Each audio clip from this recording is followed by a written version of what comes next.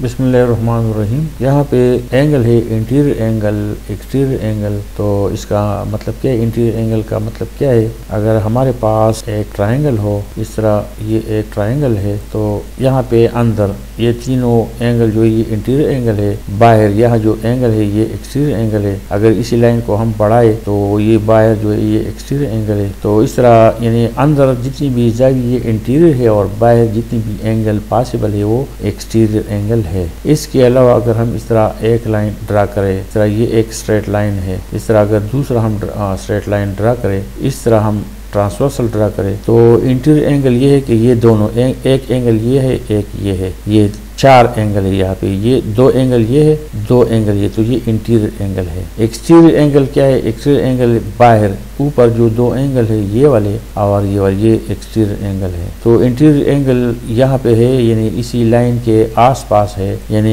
यहाँ भी दो एंगल इंटीरियर एंगल है, ये वाले भी दो इंटीरियर एंगल है, ये दो बाहर और ये दो बाहर, ये एक्सटीरियर है। पॉजिटिव एंगल का मतलब क्या है? पॉजिटिव एंगल ये है कि अगर इस तरह हम ड्रा करें, अगर इसी लाइन को जब हम रोटेट करे, तो अगर ये एंटी क्लॉकवाइज इस तरह जब ये रोटेशन करता है तो ये पॉजिटिव एंगल बनाते हैं। और ये लाइन इस तरह सपोज ये एंटी क्लॉकवाइज रोटेशन करे, तो अगर यहाँ पे ये रुक जाए तो यहाँ जो एंगल बना ये पॉजिटिव है। इस तरह अगर ये रोटेशन कर रहा हो, यहाँ पे अगर ये रुक गया तो ये भी पॉजिटिव एंगल है। इस तरह ये नीचे भी रुक सकता है, नीचे तो एंगल ये भी पॉजिटिव एंगल होता है। तो इस तरह एंटी क्लॉकवाइज रोटेशन से पॉजिटिव एंगल बनता है। अगर ये नीचे, अगर ये लाइन अगर नीचे आ रहा हो तो फिर ये जो टर्म आर्म यहाँ भी रुक सकता है, किसी और जगह भी रुक सकता है, लेकिन अगर ये रोटेशन नीचे कर रहा हो, क्लॉकवाइज कर रहा हो, तो फिर ये एंगल, ये नीचे वाला एंगल नेगेटिव होगा। यहाँ पे है complementary angle, supplementary angle, vertically opposite angle, adjacent angle. Vertically तो ये है कि जब दो लाइन, एक लाइन ये है, एक लाइन ये है, तो ये जो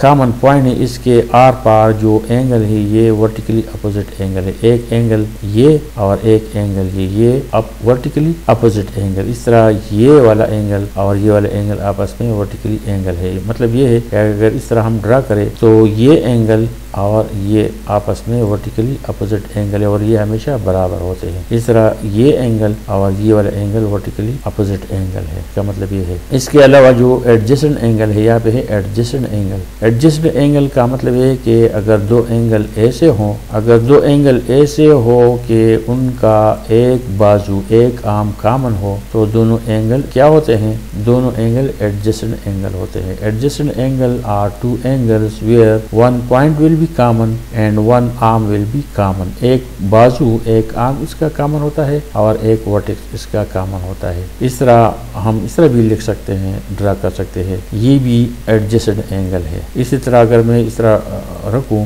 ये भी एडजेसेंट एंगल है। तो यहाँ पे जो दो एंगल है, एक एंगल ये है, एक ये है, इसका मजमुआ 180 है, तो ये सप्लीमेंट्री एंगल है। इस तरह यहाँ पे दो एंगल है, एक ये है, एक ये है, तो इसका मजमुआ 180, तो ये भी सप्लीमेंट्री एंगल है। यहाँ पे भी एडजेसेंट एंगल है, इसका मजमू 90 डिग्री, तो ये कम्प्लीमेंट्री एंगल है। तो ये तीनों एडजेसेंट एंगल है, लेकिन इसमें ये दोनों सप्लीमेंट्री एंगल है और ये वाला कम्प्लीमेंट्री एंगल। Thank you.